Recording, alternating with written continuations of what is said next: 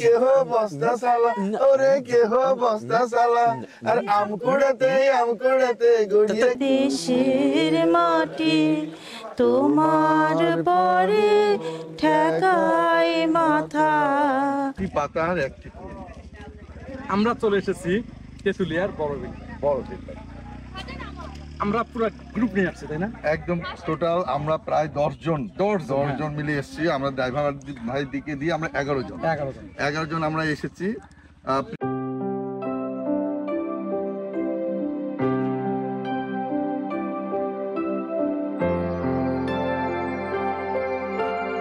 রাত এখন 3:30। আমাদের গাড়ি পঞ্চগড়ের উদ্দেশ্যে বেশ ভালো গতিতেই আগাচ্ছে।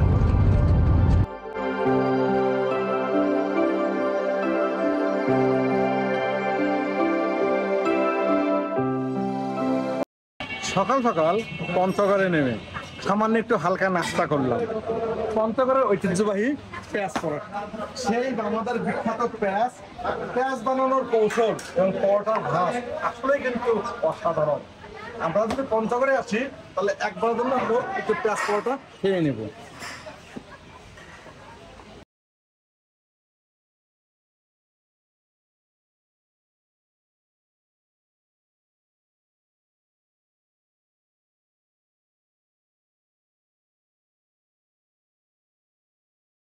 আচ্ছা, আজ আমরা চলে এসেছি তেঁতুলিয়ার ডাক বাংলোতে শুধু কাঞ্চনজঙ্ঘা দর্শন করার জন্য।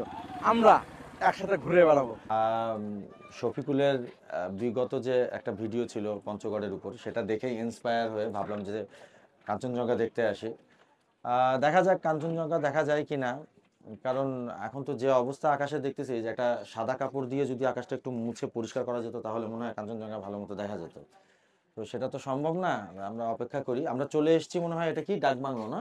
ডাকবাংলো, হ্যাঁ ডাকবাংলো। আমরা ডাকবাংলোর এখানে চলে এসেছি। অগণিত দর্শক, আমার মনে হয় যে একটু আমরা ব্যাক ক্যামেরাটা যদি এদিকে করি তাহলে আমাদের ভিউয়াররাও দেখতে পারবে যে কি পরিমাণ মানুষ এখানে কাঞ্চনজঙ্ঘা দেখতে।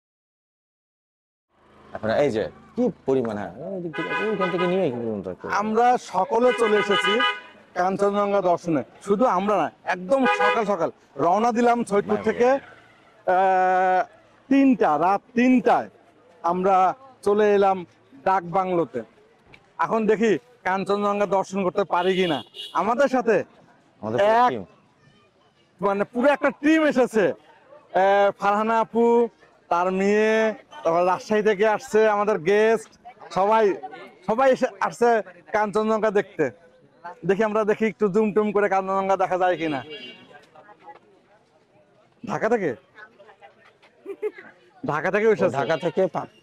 জুম টুম করে কাঞ্চনজঙ্ঘা দেখা যায় কিনা। আমরা শিলিগুড়ি করিডোরের তারকাটা বেড়া দেখতে পাচ্ছি, শরতের কাশফুল দেখতে পাচ্ছি, কিন্তু মহানন্দা নদীর তীর ঘেঁষা কাঞ্চনজঙ্ঘা দেখতে পাচ্ছি কিনা। মহানন্দা নদীর তীর ঘেঁষে তো কাঞ্চনজঙ্ঘা নাই, খালি বালি আর বালি। এই গত শুক্রবারে কিন্তু এই মহানন্দা নদীতে প্রচুর স্রোত ছিল, যে স্রোতটা হয়তো আমার আগের ভিডিওতে আপনারা দেখতে পেয়েছেন। ওইদিকে মনে হয় যাচ্ছে, সরি সাইকেল চালা যাচ্ছে, আর আমরা এখান থেকে দেখবো। এটা কথা বলেন তো। রকি ভাই না, মিঠু ভাই। জি জি। আপনি কোথা থেকে আসছেন? আমি শুধু রাজশাহী থেকে আসছি।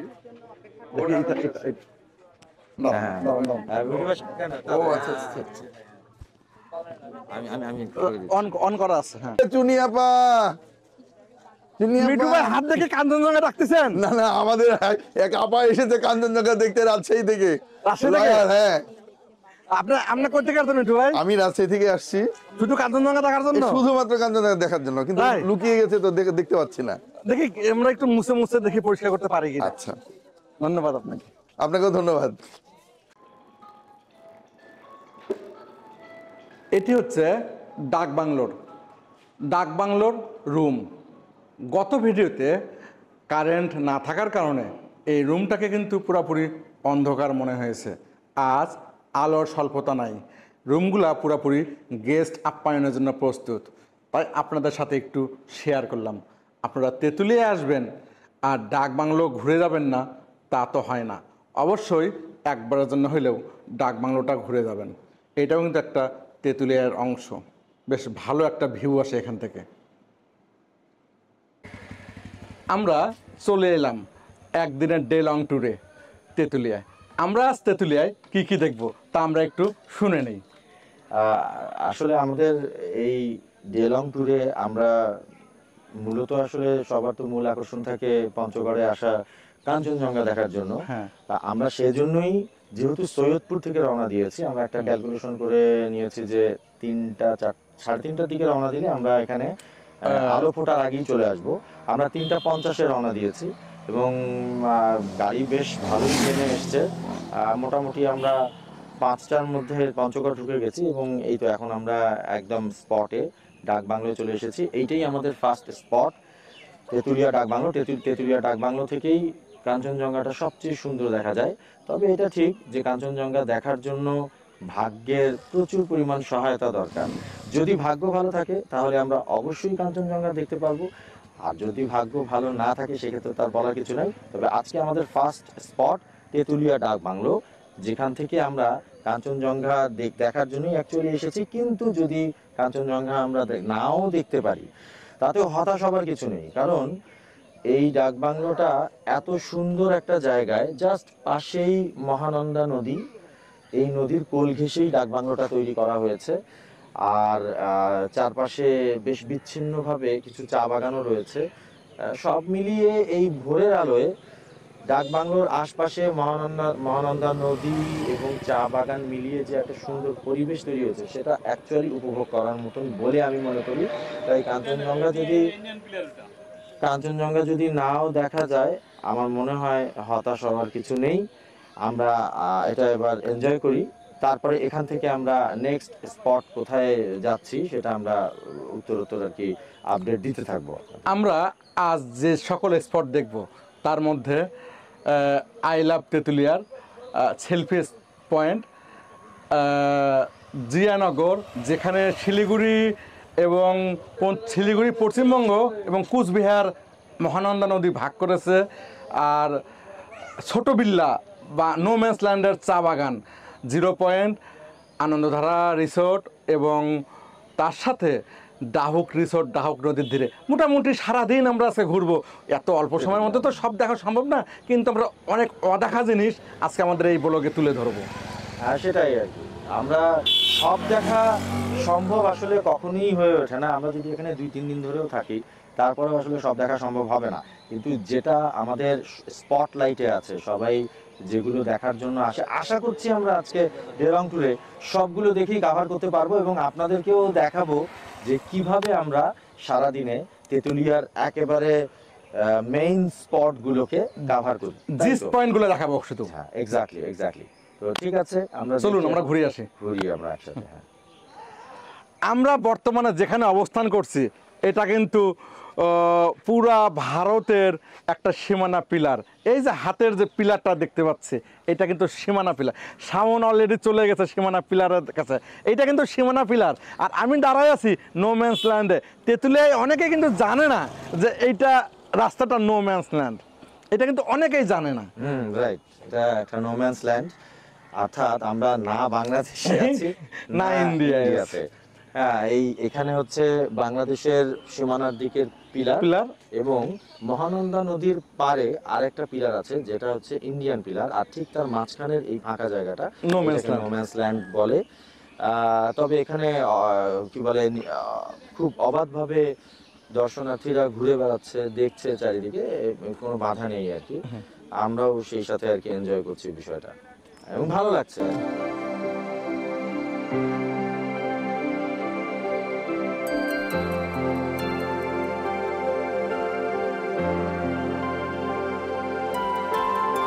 তেঁতুলিয়া ডাক বাংলো আসলে অবশ্যই বেরাঙেও একটু ঢুকতে কিন্তু কেউ ভুল করবে না। বেরং কমপ্লেক্স না এটা? বেরং কমপ্লেক্স। এখানে কৃত্রিম প্রকৃতির এক কম্বিনেশন কিন্তু সুন্দরভাবে পরিলক্ষিত হয়। প্রকৃতির মাঝে কৃত্রিমতা আসলে একটু ভালো লাগে। অনেকেই আছেন যে ছবি তুলছে প্রকৃতির মাঝে বসে, এবং সবচেয়ে বড় কথা এখানে যে শিমুল গাছের ছায়া, যে গাছটা আছে এই গাছের নিচে যে বেরং কমপ্লেক্স, এটাও কিন্তু ভালো লাগে। এটা কিন্তু আসলে একটু দেখার মতো একটা জায়গা। এটাকেও কিন্তু আমরা তেঁতুলিয়ার স্পট থেকে বাদ দিতে পারি না। আমরা আমাদের গ্রুপ নিয়ে চলে এলাম বেরং কমপ্লেক্স। আজ আমাদের অবস্থান কিন্তু বেরঙে হবে, একটু ভাব কিন্তু আছে বেরঙের, বেশ রাজকীয় একটা ভাব। আমাদের এই গ্রুপের সবাই এখানে সবাই একটু দেখি, সবাই গ্রুপের সবাই চলে এসেছে আমাদের একসাথে ফ্রেম বন্দি। আমার মনে হয় এইটা একটা স্মৃতি হয়ে থাকবে আজকে আমাদের তেঁতুলিয়া ট্যুরে। কাঞ্চনজঙ্ঘা দেখা যাক আর না যাক, কিন্তু গ্রুপের সবাই আমরা একত্রে বেরং কমপ্লেক্সের সেই সবুজ ছায়ায়। কেউ কিছু বলবেন? কেউ কিছু বলবেন? না না, গ্রুপের পক্ষ থেকে কেউ কিছু বলেন? আমি কি বলবো, আমি মেলা বললাম, অনেক বলছে। এই যে তুমি বলো নাও, আরেক ব্লগার। হ্যাঁ, মনটা আসলে এই আকাশের মেঘের মতোই অন্ধকার হয়ে আছে। কেন? এটা তো হবে না। এসে দেখতে পাইনি, আমার দুঃখ রয়েই গেল। সে দেখা দেবে। আমি সেই দার্জিলিং এ গিয়েছিলাম, সেখানেও দেখতে পারিনি, মানে পাইনি। এখানে আসলাম, এখানেও দেখতে পাইনি। তাই কেন দেখতে পাচ্ছি না জানি না, কপালই মনে হয় খারাপ। এখানে তারপরে মন কিন্তু রঙিন রঙিন। আমরা শাওন ফারহানা জুটি আর হচ্ছে মিঠু আর সুমু জুটি, একজন জুটি সৈয়দপুরে আর এক জুটি হচ্ছে রাজশাহীর। সবাইকে শুভকামনা আমার চ্যানেলের পক্ষ থেকে। আপনাকেও ধন্যবাদ। ওকে, চলো চলো চলো। এই আমার ব্যাগ কই? এবার আমাদের গন্তব্য আমাদের টিম নিয়ে অন্য কোথাও। দেখি তেঁতুলিয়া আর কোথায় কি আছে। আমরা যাচ্ছি ভূমি থেকে উচ্চ এক রিসোর্টে। এটা বেশ লোহার তৈরি, তেঁতুলিয়া ডাকবাংলোর পাশে, সম্পূর্ণ প্রাকৃতিক পরিবেশে কাঠ এবং বাঁশ দ্বারা তৈরি। আমরা একটু ঘুরে আসি এখানে কি কি আছে। আর এই যে ওখানে ছিলাম, এখান থেকে মিঠু ভাই বলে দিবে কি কি আছে। দেখি আমরা আসলে দার্জিলিং এ রয়েছি। এই দার্জিলিং হচ্ছে বাংলাদেশে অবস্থিত। আমরা এখান থেকে যে ভিউটা আমরা দেখতে পাবো সেটা হচ্ছে ডাকবাংলোর পাশেই আমাদের চা বাগান এখানে রয়েছে। দেখা যাচ্ছে যে চা বাগান এবং পাশে একটি নদীর এই ঝর্ণার মতো পানি বয়ে যাচ্ছে এবং তারপরে কাশবান। অপরূপ দৃশ্য।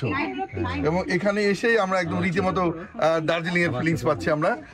আপনারা যারা আসতে চান বা আসতে ইচ্ছা করছে আমাদের সঙ্গে যোগাযোগ করেন, কোনো সমস্যা নেই। এখানে ডাকবাংলোটা নতুন হচ্ছে, এটা সুন্দর করে সাজানো হচ্ছে, এখানে থাকা যাবে, খাওয়া যাবে এবং সবচেয়ে মজার ব্যাপার হচ্ছে যে ঘোরার জায়গাটা এখানে চমৎকার চমৎকার, ছবি তোলাও যাবে। আপনারা আমন্ত্রিত আমাদের এই তেঁতুলিয়ায় শেষ মাথায় 0 পয়েন্টে। আপনি কিছু বলুন। আমি কি বলবো, আমার একটাই কোশ্চেন খালি, এটা আমার একটা কোশ্চেন, মাথায় একটা কোশ্চেন আসছে আমার। এই যে ডাকবাংলো, আপনি ক্যামেরাটা একটু ওদিকে ঘোরান। ডাকবাংলোর এই যে পিলারের সবগুলাতে গ্রিল আছে, একটাতে নাই। আমার কোশ্চেনটা হচ্ছে যে রাতের বেলা এই গ্রিল দিয়ে শিয়াল ঢুকবে কিনা? না না না, যারা কমেন্ট করবেন অবশ্যই কমেন্ট বলেন।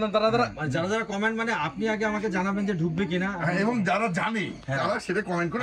যারা এটা সম্পর্কে আসলে যাদের অভিজ্ঞতা আছে যে এখান থেকে শিয়াল অথবা যে কোনো কিছু পাহাড়ি কোনো প্রাণীও ঢুকে যেতে পারে, ঢুকবে কিনা এই বিষয়ে একটু জানাবেন। নিশ্চিত হওয়ার পর আমরা থাকবো এবং কমেন্ট করবেন। চ্যানেলটি অবশ্যই সাবস্ক্রাইব করবেন, হ্যাঁ সাবস্ক্রাইব করবেন, শেয়ার করবেন, লাইক করবেন এবং কমেন্ট।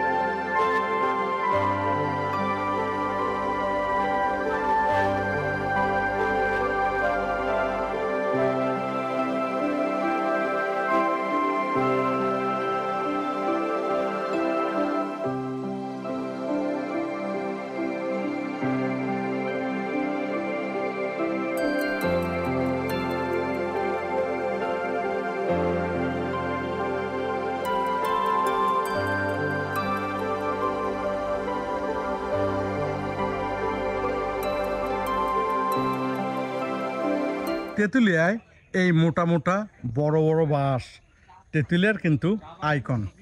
আমরা তেঁতুলিয়া আসলে এই বড় বাঁশঝাড় দেখতে কিন্তু ভুল করব না। চা বাগানের মাঝে এই বাঁশঝাড়গুলা কিন্তু আলাদা রকমের একটা প্রশান্তি জায়গায়।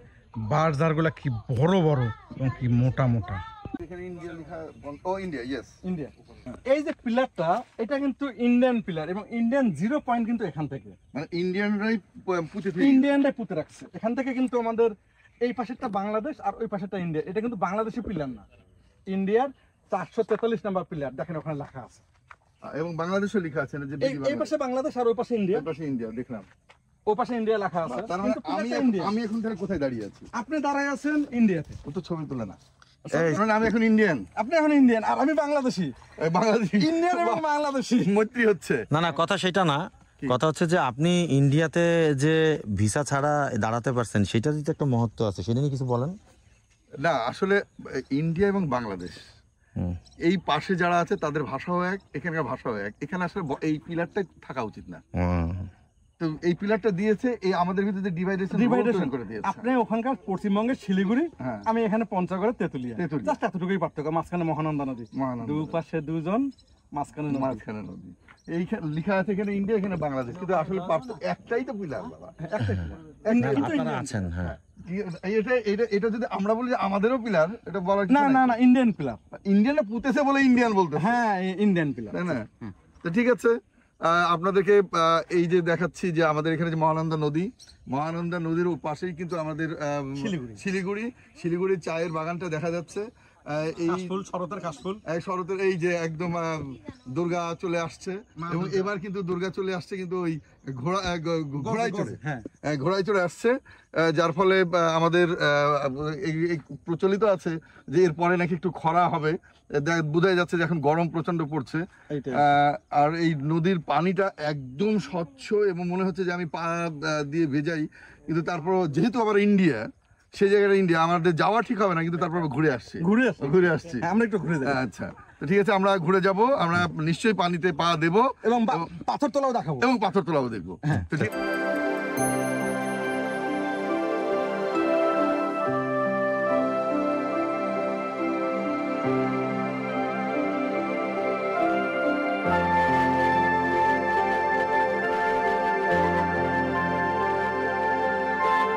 আমরা কিন্তু অলরেডি ভিসা এবং পাসপোর্ট ছাড়া দুই ভাই ইন্ডিয়ায় চলে আসছে। পুরো পাসপোর্ট নো ভিসা। জানি না সরকার দেখলে আমাদের কিছু বলবে না। আমরা যাবো পাথর তুলতে।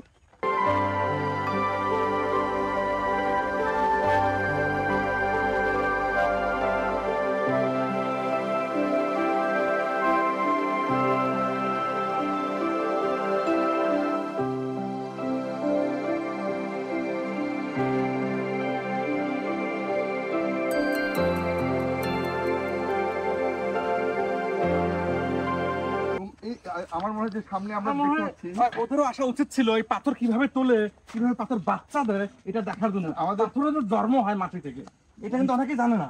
এটা মহানন্দা নদীতে আসলে পাওয়া যায়, মাটি খুললে পাথর পাওয়া যায়। পাথরের জন্ম হয় মিনিটে কি, মানে মাটিতে পাথর, মানে অটোমেটিক পাথর জন্ম হয়, যেমন গাছ জন্ম হয়, হ্যাঁ তেমনি অটোমেটিক পাথর হয়। ওটার সায়েন্টিফিক ব্যাখ্যা আছে, যাই হোক। বাহ, তাহলে আমরা একটু পাথর তোলা দেখি। কিন্তু এখানে তো বালি তুলতেছে, পাথর তুলতে দেখি।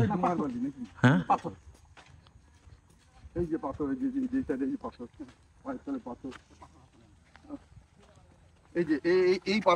এই পাথরগুলো তোলা হচ্ছে। এই যে পাথরগুলা সাদা এই যে একদম পুরো বলের মতো পাথর, এই পাথরগুলা কিন্তু মহানন্দা নদীর পাশে। এই যে পাশে মহানন্দা নদী। এই যে আজ আমরা এগুলো নিয়ে যাবো, হ্যাঁ দেখি সবাইকে একটা করে গিফট করবো। সুন্দর। আমরা কিন্তু ইন্ডিয়াতে ভাই, এখান থেকে নেপালে যাওয়া যায় না হেঁটে? নেপালে যাওয়া যায়, কিন্তু বর্ডার পার হতে হবে, কারণ তাছাড়া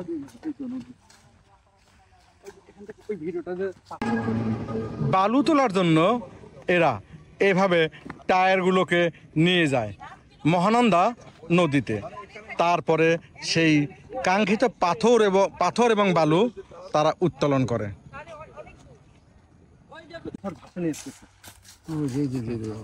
আমরা দেখতে পাচ্ছি একজন পাথর যে তুলেন সে সুন্দর করে এটাকে কি বলবো টায়ারের মধ্যে পাথর ভাসায় নিয়ে আসতেছে, পাথর ভাসায় নিয়ে আসতেছে এবং কিভাবে পাথর তুলতেছে ওইটা বুঝা যাচ্ছে। ঠিক আছে, সাংবাদিক না, মানে পাথর তুলতেছে পুরা, কিন্তু এই পাথরগুলো জন্ম কিন্তু এই নদীতে, যা আমরা জানি না অনেকে। আশা রাখি এই ব্লগে আপনারা এই জিনিসটা প্রথম দেখলেন। এই বালিগুলো কি ডুমার বালি বলে না অরিজিনাল পাথর?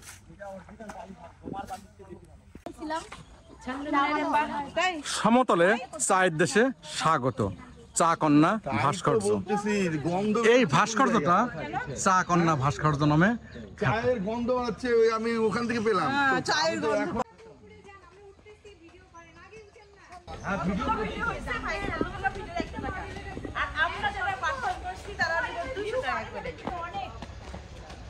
বাড়তেই হবে। না পারলে তোমরা টাকা দিবা তখন আগে ডিকিয়ে দিচ্ছ। আমরা আমাদের চেহারাটা দিলাম তাকে, এর জন্য আগে আমরা হচ্ছে ভাইরাল। কেমন আছো? আমরা যাচ্ছি জিয়ানগর, পশ্চিমবঙ্গ এবং কুচবিহারের বর্ডার, মহানন্দা নদী যে আলাদা করছে সেটা দেখার জন্য। কি? হ্যাঁ নিশ্চয়ই নিশ্চয়ই, হ্যাঁ, সামনে আছে, আপনারা আমাদের সঙ্গে চলেন, আমরা একটু ঘুরে আসি, গিয়ে দেখে আসি। একটু দেখছি চতুর্দিকে কিন্তু সোনালু গাছের যে গাছগুলো আমরা ছয়টপুরে লাগাচ্ছি। হ্যাঁ, এই যে এগুলো সব সোনালু গাছ, এটা আলু গাছ কিন্তু। হ্যাঁ, ওই যে ওখানে যে চারটে গোল্ডেন শাওয়ার যেটাকে বলা হয়, আমরা এই গাছগুলো গোল্ডেন শাওয়ার। না, আমরা এখন যাচ্ছি ভারত বাংলার সীমান্ত, পশ্চিমবঙ্গ এবং কুচবিহারে। এখানে চমৎকার ভাবে আমরা একটা জিনিস জানতে পেরেছি, শাওন, মানে বিষয়টা হচ্ছে যে আমরা এখানে এইটার জায়গাটার নাম কিন্তু জিয়ানগর। হ্যাঁ, জিয়ানগর, রাইট। হ্যাঁ, জায়গাটা এখানে জিয়ানগর। এই জিয়ানগর কিন্তু বাংলাদেশের, তেঁতুলিয়ার মানে বাংলাদেশের শেষ প্রান্তে। এখানে আমরা দেখতে পাচ্ছি যে এই যে সামনে, আমরা একটু ক্যামেরাম্যানকে বলতে চাচ্ছি যে আমরা একটু সামনে দেখি, যে সামনে দেখছি কি যে একটা মহানন্দা নদী। এই নদীটা আস্তে আস্তে কিন্তু ইন্ডিয়ার দিকে চলে যাচ্ছে। হ্যাঁ, এই ইন্ডিয়ার দিকে চলে যাচ্ছে মানে কি, এইটা এই পাশে কিন্তু কুচবিহার, আর এইটাতে কিন্তু পশ্চিমবঙ্গ। এই পশ্চিমবঙ্গ এবং কুচবিহারের সঙ্গে ওটা সংযুক্ত করেছে, ব্রিজটা সংযুক্ত করেছে। চমৎকার ভিউ। যারা ভ্রমণ পিপাসু আছেন তারা আমাদের সঙ্গে যোগাযোগ করতে পারেন, কিংবা আপনারা নিজেরাও আসতে পারেন। যে এই যে চমৎকার একটা জায়গা, যদিও এই নদীতে পানি এখন পর্যন্ত ভরপুর না, পানি হলে পরে আরো চমৎকার লাগতো। শরৎকালে এখন পানি শুকিয়ে গেছে। এইটা তো ওই কুচবিহার এবং পশ্চিমবঙ্গের সঙ্গে সংযুক্ত ব্রিজ আর কি, এটা শেষ। এই ব্রিজের নাম, বাংলাদেশ থেকে তো ব্রিজের নামটা বলতে পারবো না, ইন্ডিয়ায় যখন যাব তখন আমরা একটা ব্রিজের নামটা বলতে পারবো। কোনো একদিন আমরা ইন্ডিয়া থেকে এদিক যিনি ব্লগার আমাদের সঙ্গে আছেন, উনি একদম রীতিমতো আমাদেরকে বুঝাই দিচ্ছেন যে মানে কোন জায়গায় আমরা আছি। এটা হচ্ছে তিনটা প্রদেশ বলতে পারবো, মানে বাংলাদেশ যদি একটা দেশ হয়, কিন্তু ওখানে দুইটা প্রদেশ আছে, কুচবিহার এবং পশ্চিমবঙ্গ, এবং ঠিক পশ্চিমবঙ্গ জেলা, সরি, পশ্চিমবঙ্গ জেলা এবং কুচবিহার জেলার আর এইদিকে তেঁতুলিয়া, মানে আমরা বলতে পারি যে বাংলাদেশের শেষ সীমানা। এই তিনটা সীমানার আমরা ত্রিমুখী জায়গায় এখানে আছি। আপনারা, হ্যাঁ, পয়েন্টটা আপনার একটু ক্যামেরাম্যানকে বলবো যে এই যে পিলার, এই বাংলাদেশের শেষ পিলার এখানে। আবার ওই সামনে দূরে আমরা দেখছি একটি ব্রিজ পাচ্ছি, ব্রিজের ডান দিকে চলে গেছে পশ্চিমবঙ্গ জেলা এবং বাম দিকে আমাদের কুচবিহার জেলা। ওই যে আমরা দেখতে পাচ্ছি ওখানে বিএসএফ এর বর্ডার দেওয়া আছে ওদের আর কি, মানে ইন্ডিয়ান। বিএসএফ তো আসলে ইন্ডিয়ানই হয়, আর বাংলাদেশে তো আমরা আছি। তো এই চমৎকার একটা জায়গায় আমরা অবস্থান করছি, মানে এটা কি বলবো, এই পিলারটা তাহলে আমরা কিন্তু বলতে পারি যেটা তিনটা জেলার একটি সঙ্গম স্থান। মানে পদ্মা, যমুনা, মেঘনা যেমন, ঠিক ওইভাবে মানে সবগুলো এসে এখানে মহানন্দা সেট করে দিয়েছে, এবং মহানন্দা আস্তে আস্তে কিন্তু ইন্ডিয়ার দিকেই চলে যাচ্ছে এই সেট করে। আর আরেকটা জিনিস, বাংলাদেশের ম্যাপ যদি আপনারা দেখেন, সেখানে পঞ্চগড়ের শেষ মাথার দিকে যে বাঘটা যে দেখতে পাবেন, এই বাঘটা এইটা আপনারা দেখতে পাবেন যে এই শেষ বাঘ, এই শেষ সীমানায় আমরা চলে আসছি। ওই দিক দিয়ে একদম শেষ। আমরা খাবো কাঁচা পাতার চা। বড়বিল্লায় এসে আমরা কাঁচা পাতার চা খাবো। হ্যাঁ, বড়বিল্লার এটাই হচ্ছে বৈশিষ্ট্য, যেখানে কাঁচা পাতার চা খাওয়া যায়। আর এই কাঁচা পাতা আমরা চিবিয়ে খাবো। যখন আমি ডুয়ার্সে গিয়েছিলাম, তো সেখানে শুনেছিলাম যে ওরা নাকি চা পাতার পাতা দিয়ে শাক হিসেবে রান্না করে খায়।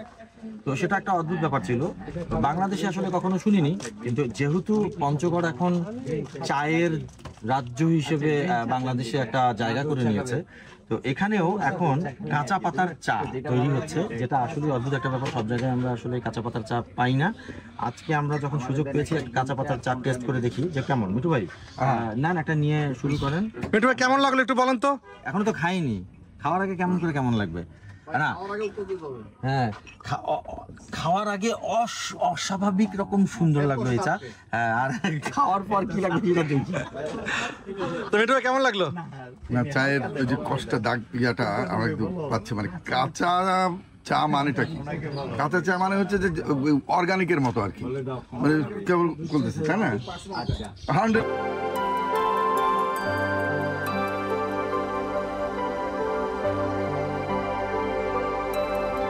পাতার একটি আমরা চলে এসেছি তেঁতুলিয়ার বড়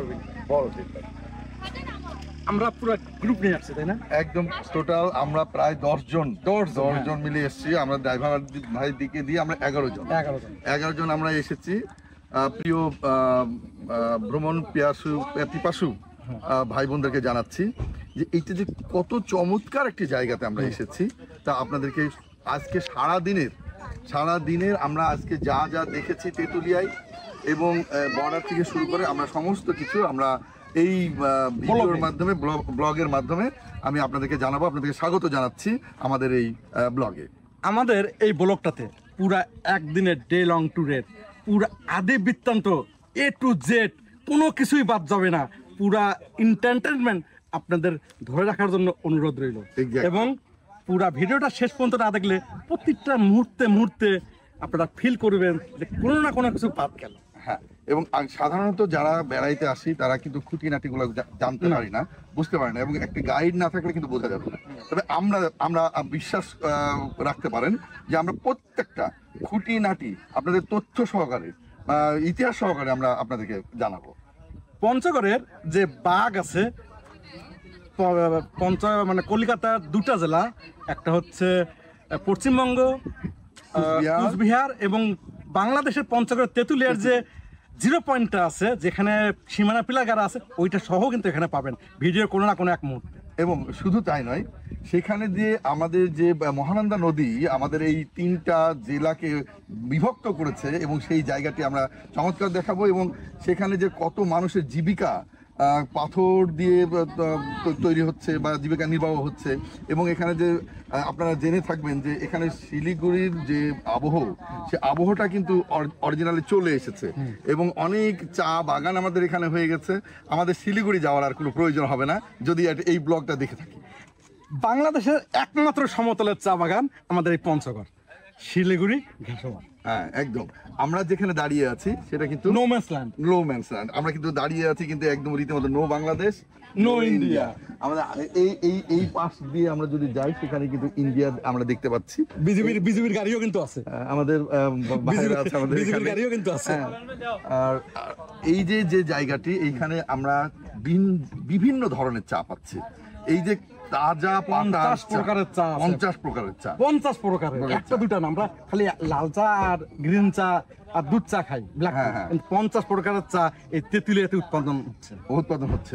আমরা কিন্তু জানি না, কিন্তু আমরা এখন কেবল একটা চা খেয়েছি। আমরা এখানে প্রায় ঘন্টা খানেক থাকবো, বাকিগুলো আমরা দেখাবো। কিন্তু এই চা একটার পর একটা খেয়ে আপনাদেরকে তার টেস্টটা মৌখিকভাবে বলবো, আপনারা হয়তো এসে খেয়ে আপনার টেস্টটা নিতে পারবেন। এবং পঞ্চগড়ের তেঁতুলিয়ার কোনো কিছুই বাদ যাবে না, টু দ্য পয়েন্ট, একটা বালু পর্যন্ত আপনারা আমাদের এই ব্লগে পাবেন, A to Z। চলেন।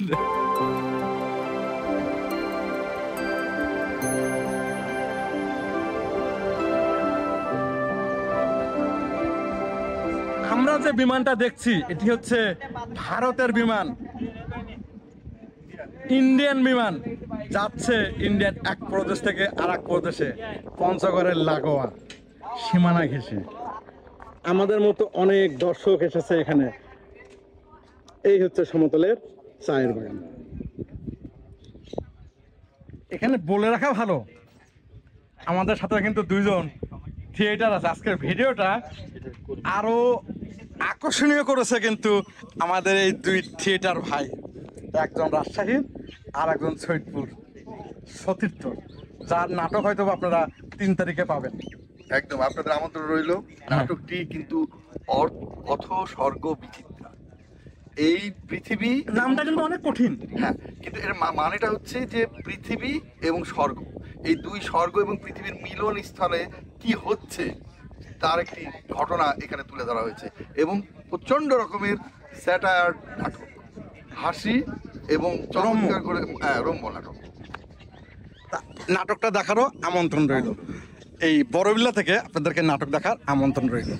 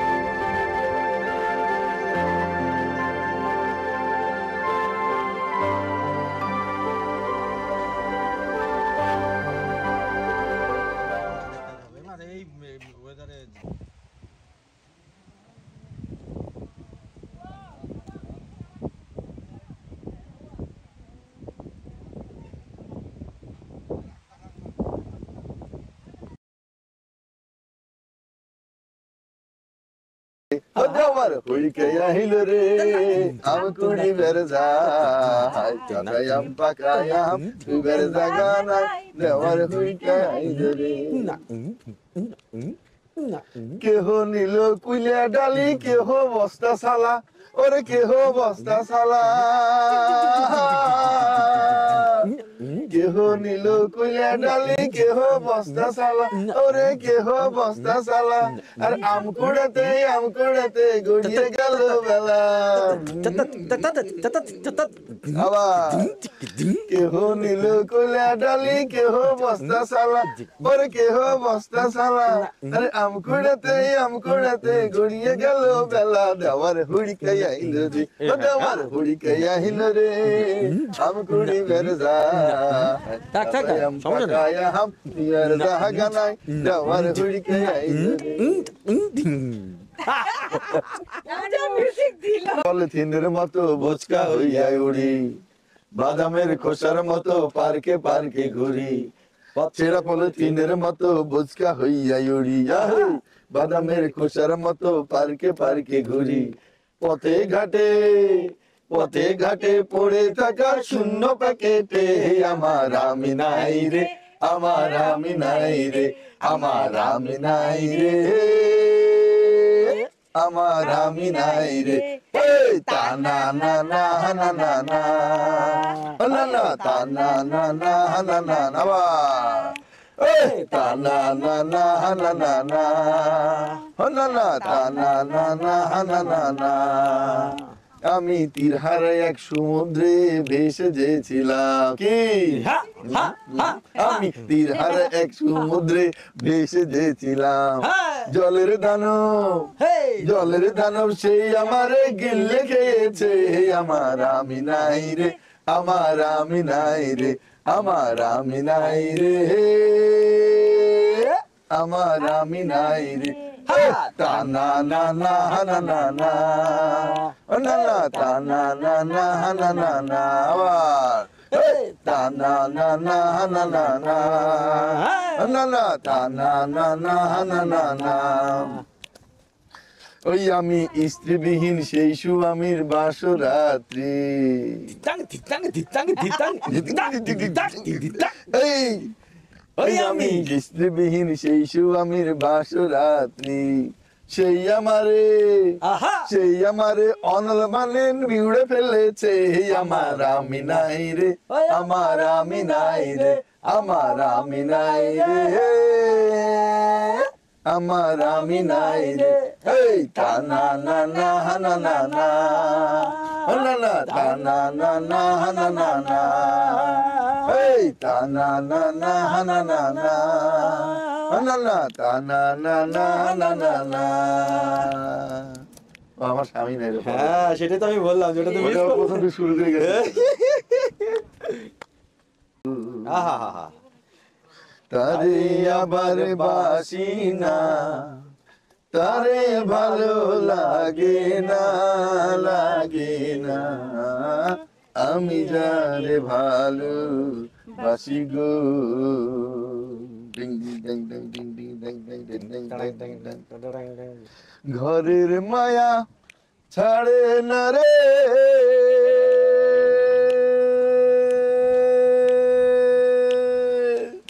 বাহিরে যে টানে মোরে ঘরের মায়া ছাড়ে না রে বাহিরে যে টানে মোরে রঙিলা দুটা নাই পড়ে যা করার তা করি না ভাইরে রঙিলা দুটা নাই পড়ে যা করার তা করি না আমি যারে ভালো বাসি গো তারে আবার বাসি না তারে ভালো লাগে না ধার লাগে না আমি যারে ভালো বাসি গো যে মোরগের আজান শুনে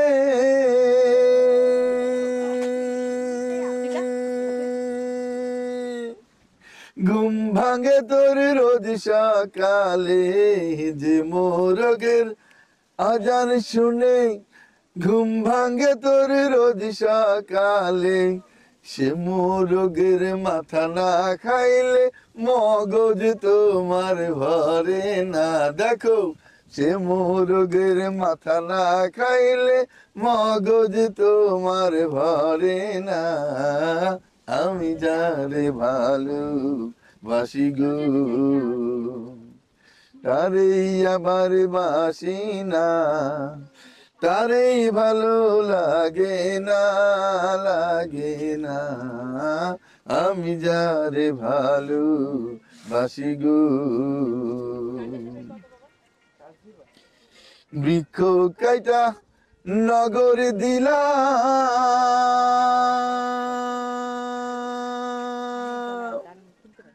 সেই নগরে টব বসাইলাম বৃক্ষ কাইটা নগর দিলাম সেই নগরে টব বসাইলাম ডান হাতে তোর কাটে বৃক্ষ বাম হাতে তা জানে না ডান হাতে তার কাটে বৃক্ষ বাম হাতে তা জানে না আমি যারে ভালো বাসি গো হিপোক্রেট তারে আবার বাসি না তারে ভালো লাগে না আমি যারে ভালো বাসি গো কি ছাগল নাকি? মেকুর দেখে আমি ওটাই আমার চোখে রঙের রঙের রঙিন হইল বাউল মন মন আরে কোন রঙের রঙিন হইল বাউল মন ধর নারী হয় লজ্জাতে লাল, নারী হয় লজ্জাতে লাল, ফাল্গুনে লাল বেগুন বন, আরে ফাল্গুনে লাল শিমুল বন, এক রঙে রঙিন হইল বাউল মন, মনরে এক রঙে রঙিন হইল বাউল মন। ফুল সুন্দর, ফুল সুন্দর শরৎকালে ভমরা ফুলে ফুলে, কামে ভালো যৌবনে শৈল, প্রেমের খেলা জলে ভালো যৌবনে। আবার চল সুন্দর শরৎকালে ফুলেরা সন্তকালে, প্রেমের খেলা জলে ভালো যৌবনে শৈল, প্রেমের খেলা জমে ভালো যৌবনে। ফাগুনে, ফাগুনের মাতাল হাওয়া, ফাগুনের মাতাল হাওয়ায় মাতাল হইয়াছে মন, মাতাল হইয়াছে মন, এক রঙে রঙিন হলো বাউল মন, মনরে এক রঙে রঙিন হলো বাউল মন। নদীর জালে মেয়েরা ফুলে ফুলে, আমার কেন বন্ধু কেন এজে না শৈল, আমার কেন বন্ধু কেন বোঝে না কম্পিউটার, নদীর জালে মেয়েরা ফুলে ফুলে, আমার কেন বন্ধু কেন বোঝে না শৈল, আমার কেন বন্ধু কেন বোঝে না। রূপ যেন তার মাতাল হাওয়া, যেন তার মাতাল হাওয়া, মন যেন তার গহীন বন, চোখ যেন তার গহীন বন, এক রঙে রঙিন হলো বাউল মন, মনরে এক রঙে রঙিন হলো বাউল মন। নারী হয় লজ্জাতে লাল, নারী হয় লজ্জাতে লাল, ফাল্গুনে লাল শিমুল বন, ওরে ফাল্গুনে লাল শিমুল বন, এক রঙে রঙিন হলো বাউল মন, মনরে এক রঙে রঙিন হলো বাউল মন। না গুরু, না গুরু, গুরু গুরু।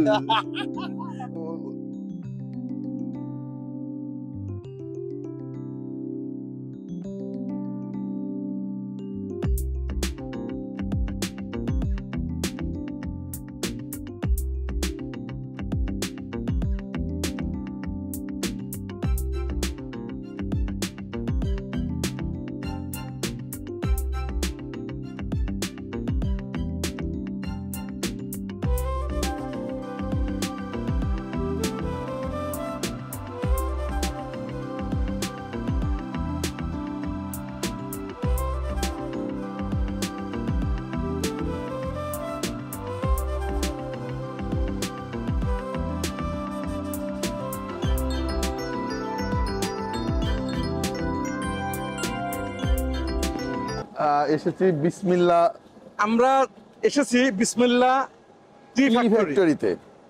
এখানে আমরা দেখব যে কাঁচা পাতা, চায়ের কাঁচা পাতা কি করে প্রসেসিং করে আমরা যে চা খাই সেই চাটা তৈরি হয়। তো আমরা আসেন, আমরা দেখি। এই যে এইখানে আমরা দেখতে পাচ্ছি যে এগুলাকে বলে ট্যাফে। ট্যাফে, এই অনেকগুলো ট্যাফে আছে। ভাই, এই ট্যাফে কি করা হয়? তোলার পরে এটাকে বলা হয় ট্যাফে। আমাদের ওই যে গাড়িগুলো আছে, গাড়িতে করে ওই যে বিসমিল্লাহ টি ফ্যাক্টরি লিমিটেডের গাড়িগুলো আছে, ওখান থেকে কাঁচা পাতা নিয়ে এসে এই ট্যাফে গুলানে দেওয়া হয়। দিয়ে এই যে বাতাস টারবাইন আছে, এই যে টারবাইনের আমরা দেখতে পাচ্ছি, এই টারবাইনে যে ঘুরছে, এইটা বাতাস, এত পরিমাণে বাতাস হয় যে বাতাসে এগুলো সব শুকিয়ে যায়। ঠিক আছে, আমরা দেখি যে কাঁচা পাতাগুলো এখানে, এই যে এই যে এই যে কাঁচা পাতা, এই যে কাঁচা একদম পাতা, পুরো ভিজা পাতা, এই যে কাঁচা পাতা, এই যে পুরো ভিজা পাতা। ভিজা পাতা মানে এগুলো পুরা ভিজা। এগুলো মনে হয় ভিজা পাতা। কেন ভিজা? ভিজা মনে হয় যে ধুয়ে নিয়ে আসছে। কেবল নিয়ে আসছে, পরিষ্কার করা পাতা, হ্যাঁ, ধোয়া পরিষ্কার করা পাতা। আর এই যে আমরা এদিক দিয়ে যদি যাই তাহলে আমরা দেখতে পাবো এই যে চা শুকানোর জন্য এই ট্যাপেতে দিয়ে রাখছে।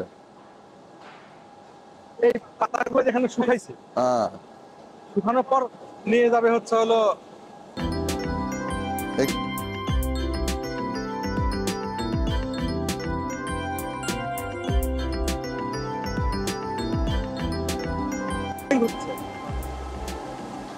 পর্যায়ক্রমে ভাঙতেছে।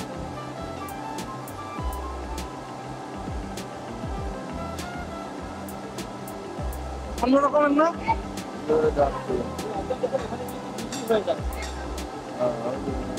এইগুলো পাতাগুলো কথা করে কি হচ্ছে পুরা হচ্ছে মানে মিহি মিহি আস্তে আস্তে করে দেয় ওই রোলিং যাচ্ছে ওখান থেকে ওখানে দেয় তারপরে এইদিকে আসছে তারপরে ভাসছে পাতাগুলো একটা ভাসে এরপর হ্যাঁ এতক্ষণ দেখলাম যে আমরা ওখানে কাঁচা চাগুলো এখানে আসতেছে এসে একদম কয়েকটি পর্যায়ে আসার পরে এই যে এখন রীতিমতো এই চাটা এখন এই যে গরম বড় মেশিনে গরম হয়ে একটা ভেজে একদম অরিজিনাল আমরা যে চা খাই সেই চাটা এখানে চলে এসেছে আমরা এইটাই এখন প্যাকেটজাত হয়ে বেরিয়ে যাবে মানে আপনারা দেখলেন যে প্রসেসিংটা কত দেরিতে হচ্ছে কয়েকটা জায়গায় ওখানে দেখলাম যে প্রায় 8 থেকে 10টা জায়গায় হচ্ছে মানে চালনি দিয়ে ঠিক হচ্ছে দানাদার হচ্ছে তারপর ওইটা এই যে সরু এসে এটা গোটাটা একবার মানে একটা ভেজে গরম হয়ে এই যে একদম গরম গরম চা এই চায়ের ডাস্টগুলো এখন গরম এবং দানাদার চা হয়ে গেছে এই চাটা এখন প্যাকেটজাত হয়ে আমরা বিক্রি করা যাবে এখন বাজারজাত হবে তখন আমরা এই চাটা বাড়ি থেকে নিয়ে খাবো এই প্যাকেট হচ্ছে আমরা এতক্ষণ আমরা দেখলাম যে দানাদার চা এটা ভেজে আসতেছে এইখানে একদম আরো কোনো প্রকারের দানা ধরা যাতে না থাকে একদম ঝরঝরে সেই ঝরঝরে গুলো এই প্যাকেট হয়ে বস্তায় বন্দি হচ্ছে আমরা এখানে সাইডেও দেখতে পাচ্ছি মজার ব্যাপার হচ্ছে এইটা কিন্তু ফ্যাক্টরি এখানে চা তৈরি হয় কিন্তু এইটা কোনো কোম্পানি সামনে এটা বুঝতে পারছিস বিষয়টা হচ্ছে যে এখানে আচ্ছা বিষয়টা হচ্ছে যে আমরা সবাই কিন্তু চা খেতে খুব পছন্দ করি হ্যাঁ কিন্তু চা কিভাবে তৈরি হয় বা কোথায় তৈরি হয় সেই বিষয়ে আমাদের তেমন একটা ধারণা ছিল না এই বিসমিল্লাহ টি এস্টেটে এসে টি ফ্যাক্টরিতে এসে আমরা দেখলাম যে অ্যাকচুয়ালি এই যে চা গুলো তৈরি হচ্ছে এখানে যে চা তৈরি হচ্ছে বিসমিল্লাহ কিন্তু কোনো চায়ের কোম্পানি না আমরা কখনো শুনেছি চা খেতে গিয়ে যে বিসমিল্লাহ চা না না আমরা কখনো পাইনি আমরা পাইছি যে ইস্পাহানি পেয়েছি আমরা সেলন পেয়েছি আসলে এটা হয় কি জেরিন পেয়েছি বিসমিল্লাহর মতো কোম্পানিগুলো এই চা এইভাবে তৈরি করে এই যে দুটিটা আমরা দেখছি এই চা গুলোকে তারা এই সব কোম্পানির কাছে নিলামে বিক্রি করে নিলামে বিক্রি করার পর মান দেখে বিক্রি হয় তারা তাদের প্যাকেটের মধ্যে এই চাই এগুলো সবই মানসম্মত চা একটাও একেবারে মান ছাড়া চা না এই চা গুলোই ঢুকিয়ে যদি মির্জাপুরের প্যাকেটের মধ্যে এই চা ঢোকে তাহলে এর নাম হয়ে যায় ইস্পাহানি তার মানে তুই যদি মানে কোম্পানি খুলি বা চায়ের বিক্রেতা হোক আমি যদি আমি যদি আমার প্যাকেটে ঢোকাতে পারি তাহলে তার মানে আমরা কিন্তু একটা কাজের একটা ধারা কিন্তু পেলাম তোমরা যদি কেউ মানে আপনারা যদি কেউ চা বিক্রি করতে চান বা চা বিক্রি করে ইনকাম করতে চান তাহলে কিন্তু এদের কাছ থেকে চা কিনে নিয়ে গিয়ে আপনারা প্যাকেটজাত করে আপনি বিক্রি করতে পারবেন এবং নিলামে নিতে হবে সেটাই এটার জন্য আসলে পয়সা দরকার হ্যাঁ তো বন্ধুরা আপনারা কিন্তু এখানে শুধুমাত্র ট্যুর করলেন না দেখলেন না আমরা কিন্তু বিজনেস সাইডটাও আমরা দেখতে পেলাম যে চা দিয়েও কিন্তু আপনারা বিজনেস করতে পারেন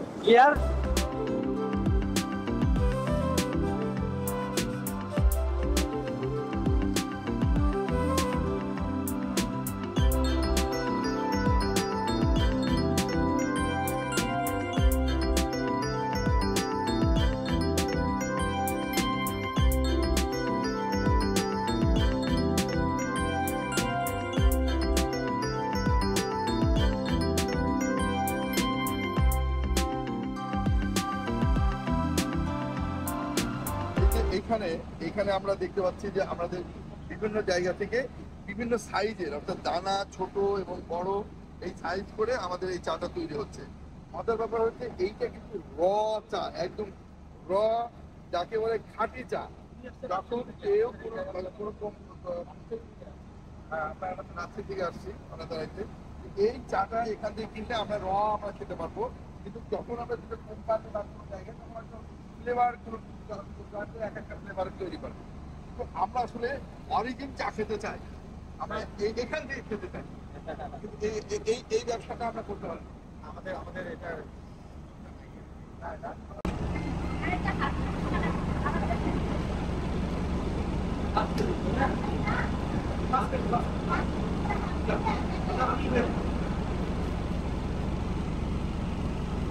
আমাদের ব্লগার নিজ হাতে চা মাপতেছে দেখা যাক তার চা মাপাটা কতটুকু সঠিক হয় আর না হয়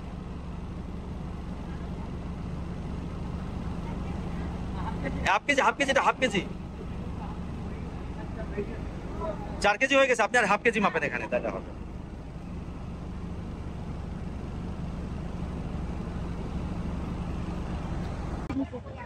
আমরা চলে এলাম তেঁতুলিয়ার সেই বিখ্যাত তেঁতুল গাছের তলায়। আমরা আজ ঘুরে দেখব তেঁতুলিয়া। এটা পিছনে রাখছে মনে হয়। এই সেই তেঁতুল গাছ।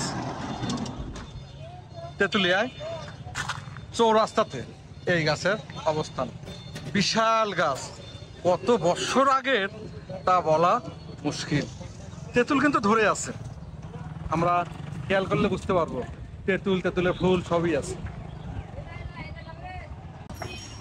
তেঁতুলিয়ায় আজ আমরা খাওয়া দাওয়া করব তেঁতুলিয়া বাংলা হোটেল। এই সেই বাংলা হোটেল, হোটেলের প্রোপাইটার আজিজুল হক, তেঁতুলিয়া চৌরাস্তা। চলুন আপনাদেরকে নিয়ে যাই তেঁতুলিয়া বাংলা হোটেলে। কি কি আছে একটু দেখে নেই। সবচেয়ে বড় আকর্ষণীয় হচ্ছে এখানে হরেক রকমের ভর্তা।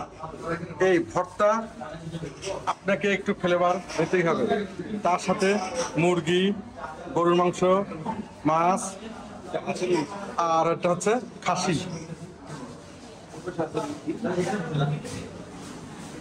আমরা সবাই মিলে বসলাম তেঁতুলিয়া বাংলা হোটেল। এই যে আমরা সবাই মিলে বসছি তেঁতুলিয়া বাংলা হোটেলে খাওয়ার জন্য। এই যে ফারহানা আপু অনেক ক্লান্ত, অনেক টায়ার্ড, কিন্তু অনেক স্ট্যামিনা ওনার মনের মধ্যে।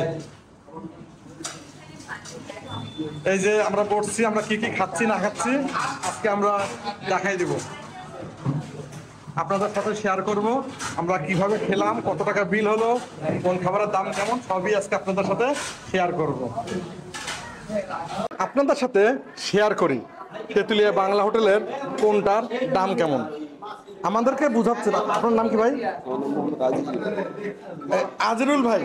আজরুল ভাই আপনাদেরকে বলে দিবে যে কোনটার কত দাম। আমার নাম আজিজুল। হাঁসের দাম কেমন? হাঁস 160 টাকা প্লেট। এটা হচ্ছে হাঁস 160 টাকা, আর খাসি? খাসির মাংস 150 টাকা পিস। খাসি 150 টাকা। বোয়াল মাছ? বোয়াল মাছ 200 টাকা প্রায় পিস আর কি। বড় বোয়াল মাছ 200 টাকা পিস। মুরগি? দেশি দেশি না ইয়ে হলো সোনালী মুরগি। সোনালী মুরগি 120 টাকা। 120 টাকা। আর ভর্তা? ভর্তা হলো এটা প্যাকেজ কত? এখানে আমার 5 আইটেম। 5 আইটেম কত? এটা হলো 20 টাকা। 20 টাকা 5 আইটেম হবে 20 টাকা। আপনাদের একজন ভাত খেতে কেমন লাগবে স্বাভাবিক? জি, আপনাদের একজনের ভাত খেতে প্রাইস পড়বে কেমন? 200 টাকার মধ্যে খুব ভালো খানা হবে আর কি। 200 টাকা হইলে আপনাদের মোটামুটি খাবার ভালো খানা হবে। 200 টাকা বিনিময়ে আপনারা বাংলা হোটেলে। আচ্ছা, আপনার সাথে আমি কথা বলি। খাসি মিঠু ভাইয়ের জন্য অর্ডার করলাম এই ভর্তা, আর মিঠু ভাই খাবে হচ্ছে ভর্তা ভাত। তার সাথে কি নেবেন মিঠু ভাই?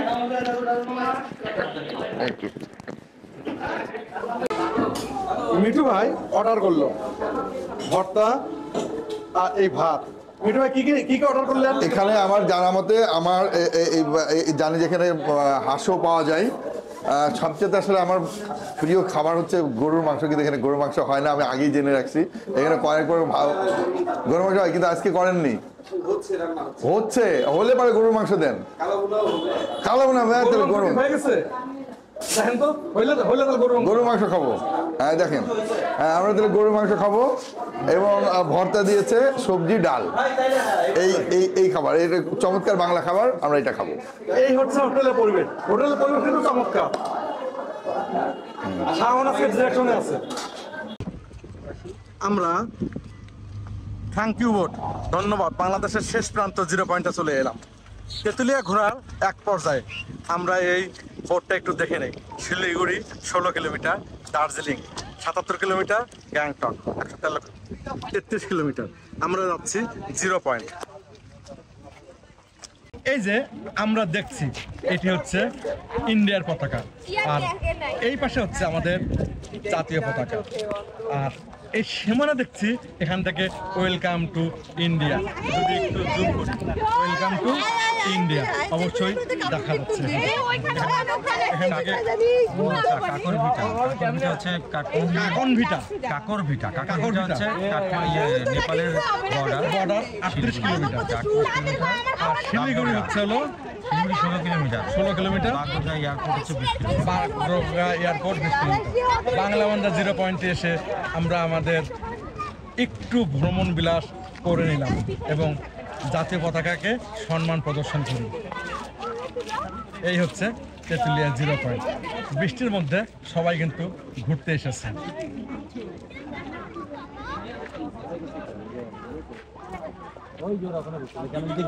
বসো। 0 পয়েন্টটা একটু দেখে নেই। 0 পয়েন্টটা হচ্ছে বাংলাদেশের 0 পয়েন্ট। এখান থেকে কিন্তু আমাদের সীমানা শুরু হয়। সবাই ছবি তোলায় ব্যস্ত।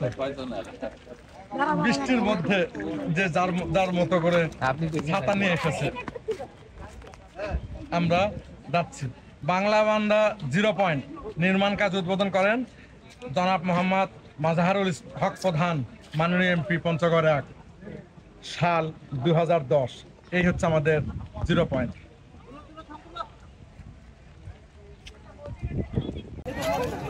আমরা চলে এলাম তেঁতুলিয়া ঘোরার এক পর্যায়ে, বাংলাবান্ধা 0 পয়েন্ট।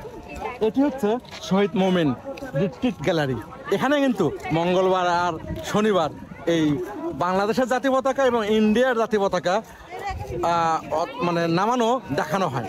আমরা যদি তেঁতুলিয়া ঘুরতে আসি তাহলে অবশ্যই কিন্তু প্যারেড হয়। তেঁতুলিয়া যদি আমরা ঘুরতে আসি অবশ্যই কিন্তু আমরা মঙ্গলবার এবং শনিবার করে আসবো, তাহলে জাতীয় পতাকা নামানোর প্যারেড আমরা দেখতে পারবো। আম্মু কই রে? এই যে আমাদের ছোট আম্মু। এই সেই গ্যালারি।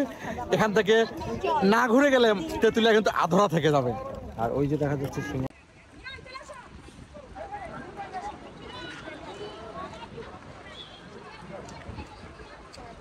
ঘোরাফেরা বৃষ্টিও মানে না, কিছুই মানে না। এর বৃষ্টির মধ্যেই আমরা কিন্তু ঘুরছি।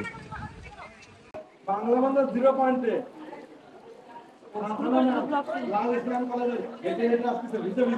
অনেক ভিজে গেছে। আমরা এই বাংলাবান্ধা 0 পয়েন্টে আমাদের দেশের বাংলাবান্ধা 0 পয়েন্টের বাংলা ম্যাডাম ভিজে ভিজে আছে। বাংলা ওই সাউন্ড কোথায়? হতে পারে অবশ্যই। ওই সাউন্ড কোথায়? সাউন্ড আচ্ছা ধরো।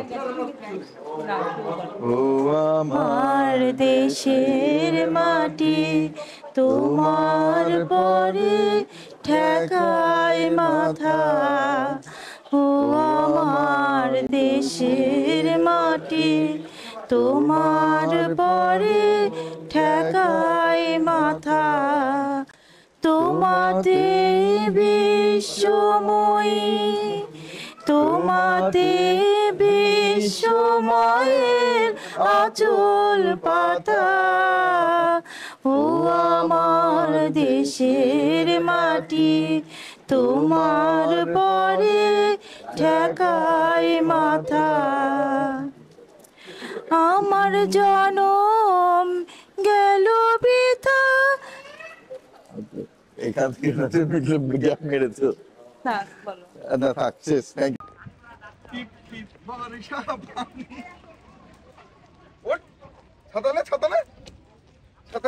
ভিজে ভিজে ইন্ডিয়ান বর্ডার থেকে বাংলাদেশের বর্ডারে চলে এলো আমাদের মিঠু ভাই। তার মেয়ে এখন আসছে শাওন এবং শাওনের মেয়ে।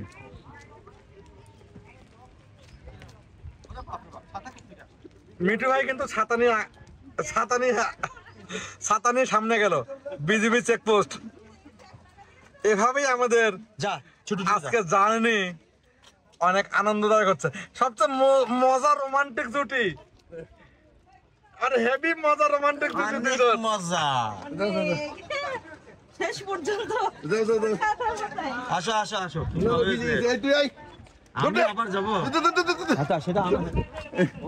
এখন আমরা দেখবো লাইলি মজনুর কিছু কাহিনী, কিভাবে ছাতা নিয়ে যাচ্ছে। একেবারে মানে এই জিনিসটা দেখার জন্য আমরা অপেক্ষা করতেছিল যে কখন ছাতা নিয়ে আসবে। আমরা সবাই অপেক্ষা করছি কাজী এন্ড কাজী রিসোর্টে ঢুকবো আনন্দধারা। দেখি এখন ঢুকতে দেয় কিনা।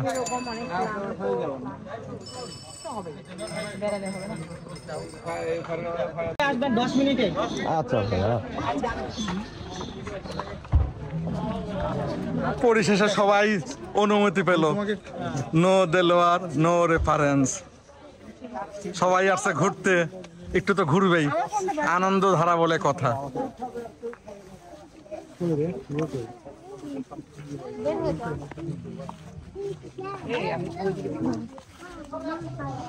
আমরা যাচ্ছি আনন্দধারার হাঁটা পথে নাকি? হ্যাঁ, এটা হচ্ছে জলপাই গাছ এখানকার।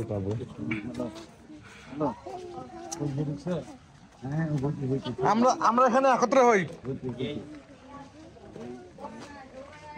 আনন্দধারার মূল গেট বাঁশের।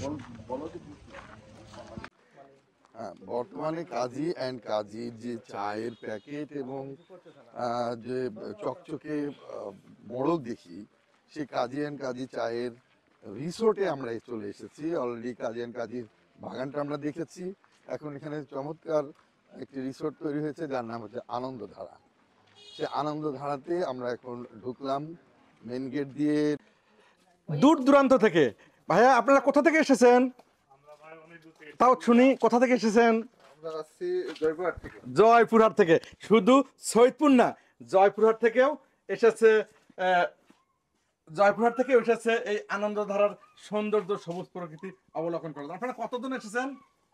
আমি জয়পুরহাটে আসছি, কিন্তু এর বাসা ঠাকুরগাঁ। ঠাকুরগাঁ, হ্যাঁ। জয়পুরহাট, ঠাকুরগাঁ, সৈয়দপুর, দিনাজপুর, রংপুর, বগুড়া, বিভিন্ন জায়গা থেকে প্রচুর দর্শক এবং দর্শনার্থী আসে এই আনন্দধারা রিসোর্ট দেখার জন্য। ধন্যবাদ। আনন্দধারার সবুজ প্রকৃতির প্রতিটি বাংলোর মাঝে আমরা পেয়ে গেলাম দুই ভিজিটরের কাছে। দুই ভিজিটরের কাছ থেকে তাদের অনুভূতিটা একটু যদি শুনি, আসলে তারা কেন এসেছে এবং এটা কেমন ভালো লাগে, আমরা একটু শুনি তাদের মুখ থেকে। ধন্যবাদ। আমি এই প্রথম আনন্দধারা রিসোর্টে এসেছি এবং আমার কাছে যেটা সবচেয়ে বেশি ভালো লেগেছে এটার নেচার। এবং এই নেচারটা কোনো মানুষের তৈরি না, এটা হলো স্বপ্রণোদিতভাবে গড়ে ওঠা। এবং আমি যেমন ঢাকা থেকে এসেছি এবং ঢাকার ব্যস্তময় ইট কাঠের শহরে আমরা এগুলো পাই না। এবং এখানে এই যে স্রোত, নদী বয়ে যাচ্ছে, অনেক উঁচু গাছ, নিচে গুল্ম এবং এই ধরনের বাসস্থান, আমরা চাইলে এখানে রাত কাটাতে পারবো। সব মিলিয়ে আসলে অসাধারণ একটা পরিবেশ। আমার তো খুবই ভালো লাগছে, মনে হচ্ছে এখানেই থেকে যাই। এইগুলোর দিকে তাকিয়ে থাকতে থাকতে আমি চাইলে ঘন্টার পর ঘন্টা পার করে দিতে পারবো। তো আমার অনুভূতি অসাধারণ। ধন্যবাদ। আসলে আমার অনুভূতিটা আরেকটু অন্যরকম। আমি এসেছিলাম এখানে 2002 সালে। তো একেবারে 23 বছর পর আবার আসা। প্রথমে একটু আশাহত হয়েছি, কারণ এটার আমার মনে হচ্ছে যে এটার কোনো পুনর্নির্মাণ হয়নি। তারপরও সবুজ যে প্রকৃতি, গাছপালা, সবসময় সবুজ আমাকে টানে, আমার খুব ভালো লাগে। কারণ এই সবুজের মধ্যেই লুকায়িত আছে আমাদের সব আশা আকাঙ্ক্ষা, এবং এখানে আসলেই নিজেকে আসলে খুঁজে পাওয়া যায়। তো সেদিক থেকে আমার খুবই খুবই ভালো লাগছে। এখানে আসলে এত সুন্দর নদী, চা বাগান, বড় বড় গাছ, তারপরে তার নির্মাণ তো আছেই, সব মিলিয়ে অসাধারণ অসাধারণ একটা পরিবেশ। সারাদিন যদি একাকিও বসে থাকা যায়, আমার মনে হয় তাতেও মনে হয় খুব ভালো লাগবে। আর সবচেয়ে বড় কথা, এখানে কিন্তু অক্সিজেনের মানে প্রচুর অক্সিজেন রয়েছে। এখানে এসে মনে হচ্ছে কি একটু শান্তি ভরে, মানে বুক ভরে আসলে নিঃশ্বাস নিতে পারছি। খুব ভালো লাগছে, খুব ভালো লাগছে। এবং আমার ওই যে 23 বছর পর আবার এলাম, সেই স্মৃতিগুলোও আমি আসলে রোমন্থন করছি, কারণ 23 বছর পূর্বে আমি ফিরে গিয়েছি। তো অসংখ্য ধন্যবাদ, খুব ভালো লাগলো। আপনারা এখানে বেড়াতে আসলে আমার মনে হয় ভালো লাগবে। ধন্যবাদ আপু আপনাদেরকে ট্রাভেলের ছবিগুলো সাথে থাকার জন্য। এবং সুন্দর সুন্দর এমন অসম্ভব সুন্দর দৃশ্য তুলে ধরার জন্য। এখন আমরা এর নির্মাণশৈলী নিয়ে যদি একটু আলোচনা করি, এখানে কিন্তু কোনো রং, চুন অথবা প্রকৃতির বাদে কোনো কেমিক্যাল ব্যবহার করা হয় নাই। আমরা এই সিঁড়ি অথবা ওই সিঁড়ি, যে সিঁড়ি দিয়েই যাই না কেন, সবগুলা কিন্তু একই রকম। সবচেয়ে বড় কথা, এখানে সেই টালির ব্যবহারও কিন্তু রয়েছে, যে টালি সাধারণত আমরা ইউরোপে ব্যবহার দেখি। এই টালির ব্যবহার এইটা ছাড়া আমার মনে হয় না। এখানে আমরা কফি গাছও কিন্তু দেখি না, এটা শুধু চা বাগান না, এই যে আমরা দেখছি এটা হচ্ছে কফি বাগান, এটা পুরোটাই কফি। বলেছি না যে আসলে আনন্দধারা রিসোর্টে দেখার মতো অনেক কিছু আছে।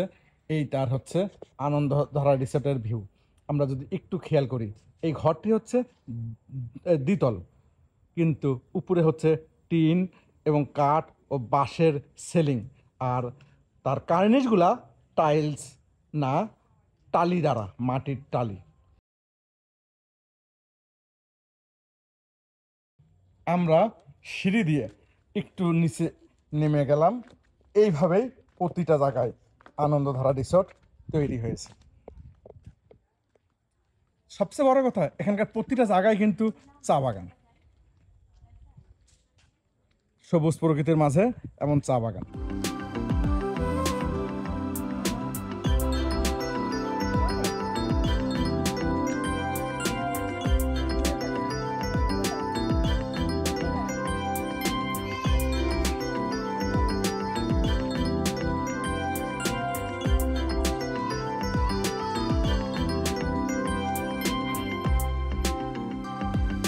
ট্রাভেলের শফিকুলের সাথে এতক্ষণ পুরো ভিডিওটি দেখার জন্য অশেষ ধন্যবাদ। যদি ভিডিওটি আপনাদের ভালো লেগে থাকে তাহলে অবশ্যই একটি লাইক এবং সাবস্ক্রাইব করবেন। ধন্যবাদ। দেখা হবে পরবর্তীতে অন্য কোথাও, অন্য কোনো ভ্রমণে। ততক্ষণ পর্যন্ত ভ্রমণের ছন্দে থাকুন। আল্লাহ হাফেজ।